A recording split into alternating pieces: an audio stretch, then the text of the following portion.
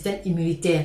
Alors les amis, dites-moi, sous quelle forme préférez-vous votre gombo? Est-ce que vous préférez le gombo en bouillon? Est-ce que vous le préférez en sauce? Et quel est l'accompagnement que vous préférez également quand vous faites le gombo à la maison? Est-ce que vous aimez le gombo avec la tassa, avec le foutou, avec le couscous de manioc, avec le couscous de maïs, la semoule? S'il vous plaît, laissez-moi découvrir en commentaire quelles sont vos préférences avec le gombo. Cela peut aussi faire l'objet d'une prochaine vidéo. Donc, ne manquez pas de partager cela avec nous. Voilà. Et il est aussi important que je souligne que au-delà de la vitamine C, le gombo va également contenir le cuivre, le manganèse, le magnésium et toute une série de micro et macronutriments qui va donc participer du renforcement de l'immunité en question. Donc ne manquez pas de l'intégrer dans votre alimentation.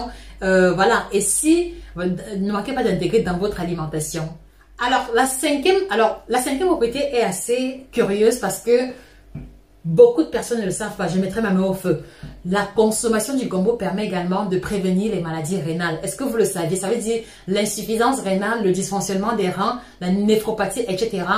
Attention, je dis encore, le gombo ne guérit pas, d'accord? Mais la consommation aide à garder les reins dans un très bon état. Je vous explique de quelle manière.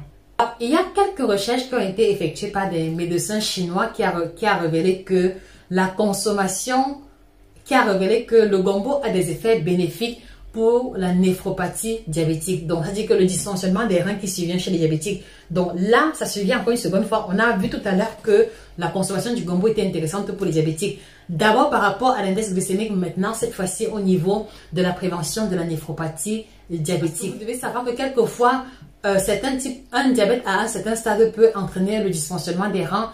Et la consommation du gombo va diminuer les chances de développer cette complication liée à la survenue du diabète. Donc, vous avez des patients diabétiques à vos côtés, je vous en supplie, donnez-leur le gombo en grande quantité. Mais attention, en leur donnant le gombo, faites attention à l'accompagnement parce que vous pouvez très bien leur donner le gombo. Si vous servez ce gombo avec de grosses boules de couscous, tel que c'est le cas en Afrique, vous voyez que le couscous va apporter beaucoup de glucides qui va augmenter malheureusement de manière rapide le niveau de sucre sanguin. Donc attention à la portion de complément avec la